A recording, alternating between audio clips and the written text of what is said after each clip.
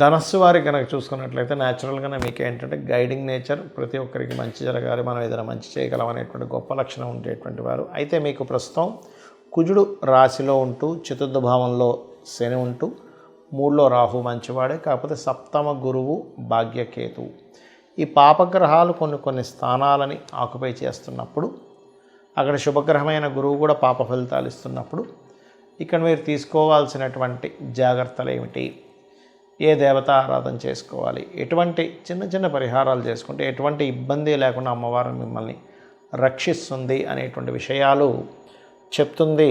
నేనైనప్పటికీ కూడా చెప్పిస్తుంది సాక్షాత్ లలిత అమ్మవారిగా భావిస్తూ, ప్రధానంగా ఇక్కడ గమనించుకున్నట్లయితే ఈ యొక్క సమయంలో మీరు లగ్నంలో కుజుడున్నందుకు కొంచెం స్ట్రెస్ ఎక్కువగా ఉంటుంది. ఎందుకంటే లగ్నంలోనే కుజుడున్నాడు, అది చంద్రరాశి రాశైనా అనుకోండి, లగ్నమైన అనుకోండి.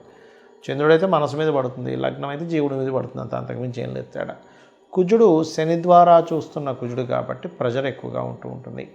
అది విద్యార్థులకైతే విద్యా సంబంధించిన రియల్ ఎస్టేట్ రంగాల వరకు అయితే వారు ఏదైనా ఒక భూమిని తీసుకోవడం దాని ద్వారా వచ్చేటువంటివి, అదేవిధంగా కొంత వాహనం నడిపేటువంటి వారు, ఏదైనా ఫ్యాక్టరీస్ నడిపేటువంటి వారు, ఏదైనా ఒక సంస్థ ఆధారంగా తీసుకొని చేసేటువంటి విషయాలు, ఇటువంటి వాటిల్లో కొంతవరకు స్ట్రెస్ అనేటువంటిది బలంగా చూపిస్తుంది, గుర్తుపెట్టుకోండి.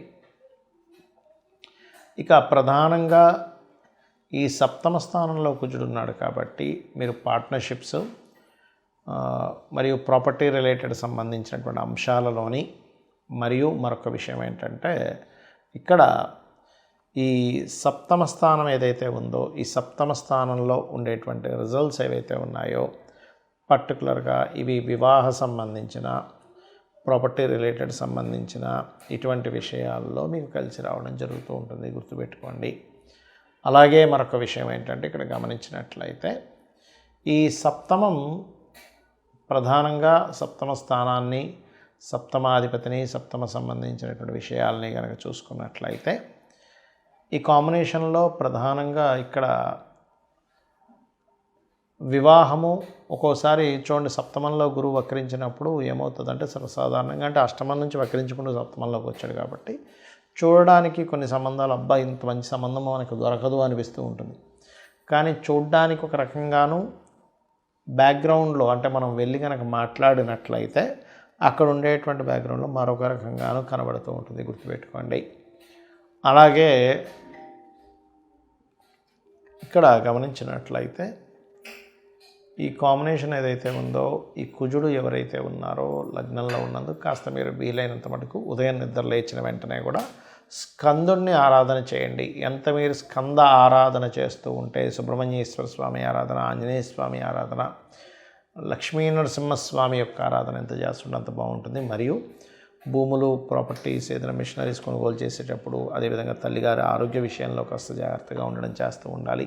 కాస్త మీ సంతానం ఏదైనా ఇన్వెస్ట్మెంట్ చేసే విషయాల్లోని, మరియు కాస్త మీ యొక్క జీవిత భాగస్వామికి ఓవర్ స్ట్రెస్ తగ్గడానికి కాస్త అతని చేత గోవులకి అరటికాయలు చేయండి.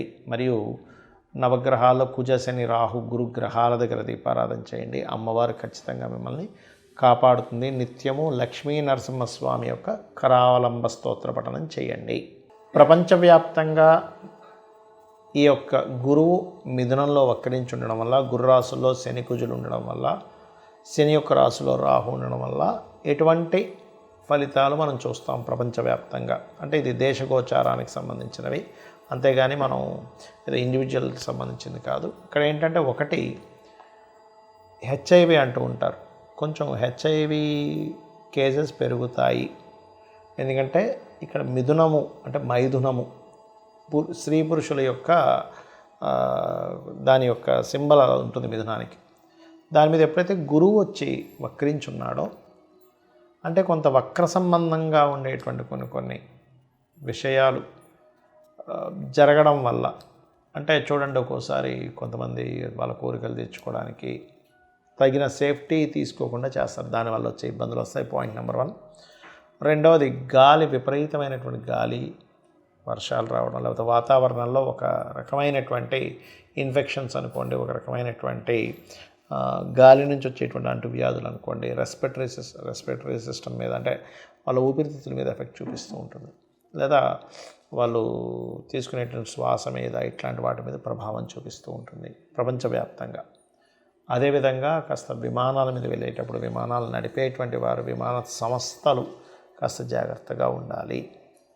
అలాగే కొన్ని సనాతన ధర్మ సంబంధంగా ఇప్పుడు ఒక్కోసారి చూడండి, మనం కొన్ని దేవాలయాల్లోని లేదా సనాతన ధర్మపరంగా లేనట్లయితే ఒకే మతంలో ఉండేవాళ్ళు కూడా కొంత వాళ్ళ మీద వాళ్ళకి విద్వేషాలు పెరగడం, మత కల్లోహాలు రావడం, ఇటువంటివి కాస్త ఎక్కువగా ఉన్నాయి. అయితే ఈ షేర్ మార్కెట్ సంబంధించిన క్రాష్ అవ్వడము, సాఫ్ట్వేర్ రిలేటెడ్ సంబంధించిన కొన్ని హ్యాక్ అవ్వడము, ఇటువంటివి బలంగా జరగనున్నాయి. కాబట్టి ఈ సాఫ్ట్వేర్ సంబంధంగా మీరు ఏవైతే సంస్థలు నడుస్తుంటాయో మీ యొక్క, ఎందుకంటే ఇది ఆల్మోస్ట్ నవంబర్ మిడిల్ నుంచి స్టార్ట్ అయిపోయింది కాబట్టి పెద్ద పెద్ద సంస్థలకు సంబంధించి హ్యాకింగ్ చేస్తూ ఉంటారు.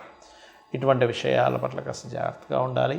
మరియు ఇక్కడ ఎవరైనా సరదాగా ఏదైనా మాట అన్నా కూడా అది సీరియస్గా మిస్కమ్యూనికేషన్ అవుతూ ఉంటుంది. ఎందుకంటే కమ్యూనికేషన్ హౌస్ అనేది మనం 3వ స్థానంలో చూస్తాం.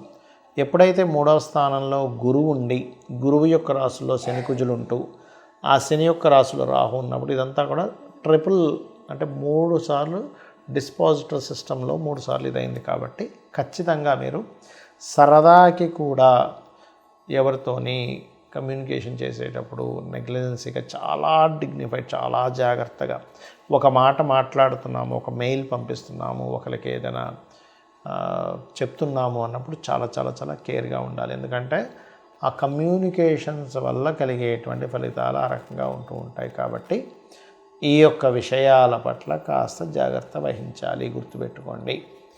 ఇక మీరు మరి ఇటువంటి ఫలితాలు జరుగుతున్నాయి కదా, బయటికి వెళ్ళాలంటే భయం వేస్తుంది, ఏమిటిది అని అనుకుంటే మీ యొక్క ఇష్టదైవాన్ని మనస్ఫూర్తిగా మీరు మనసులో తలుచుకొని ఇంటి నుంచి బయలుదేరండి. Point number 1. మీకు దగ్గరలో ఆలయాల్లో ఏవైనా చండీ పారాయణము, హోమాలు జరుగుతున్నప్పుడు అటెండ్ అవ్వండి. దీని ద్వారా చాలా మటుకు దోషాలు పోతాయి. మీరు అక్కడ ధనం కట్టాల్సిన అవసరం లేదు. ధనం లేని వాళ్ళు మామూలుగా అక్కడ కూర్చున్న 25% అంటే ఆ యొక్క క్రతువులో 25% మీకు ఫలితం వస్తుందని శాస్త్రాలు చెప్తున్నాయి. ఇక్కడ వెళ్ళి కూర్చుంటే చాలు. ధనం లేని వాళ్ళు అయ్యో డబ్బులు కట్టలేను కదా అని భయపడాల్సిన పని లేదు. అలా కాదండి, మా ఇంటి దగ్గర ఎక్కడ జరగట్లేదంటే కనీసం చండీ వినండి, లేదా ఓం దుమ్ దుర్గాయ నమః అనే నామస్మరణ చేస్తూ ఉండండి.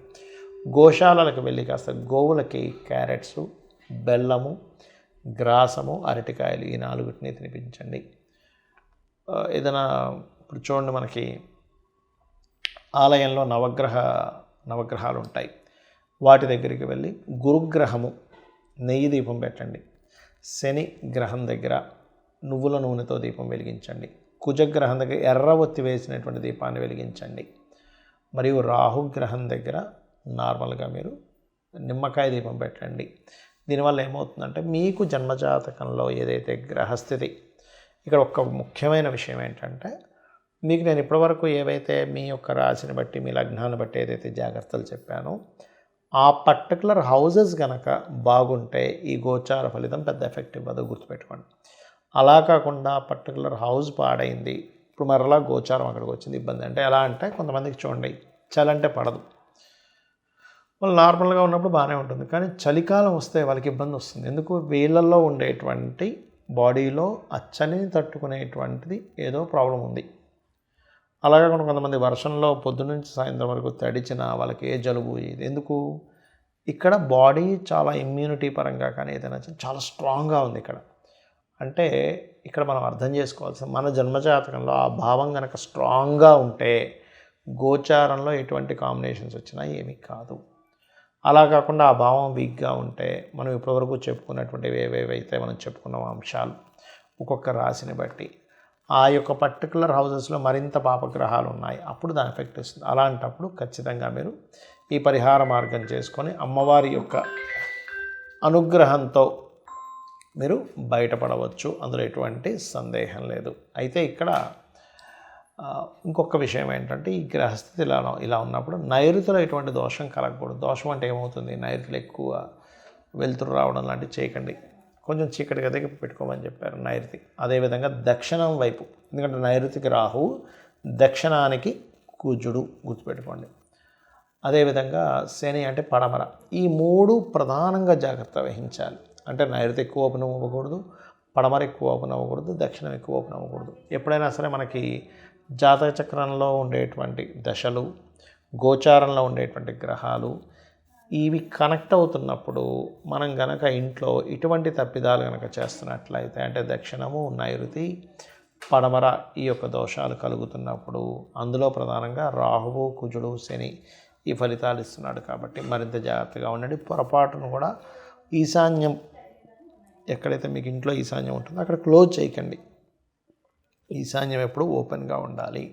ఎందుకంటే గురువు ఇచ్చే ఫలితాల్లో గురువు ఈశాన్యానికి కారకుడు. ఈ జాగ్రత్తలు తీసుకోండి, ఖచ్చితంగా మీకు బాగుంటుంది. శ్రీమాత్రే నమః.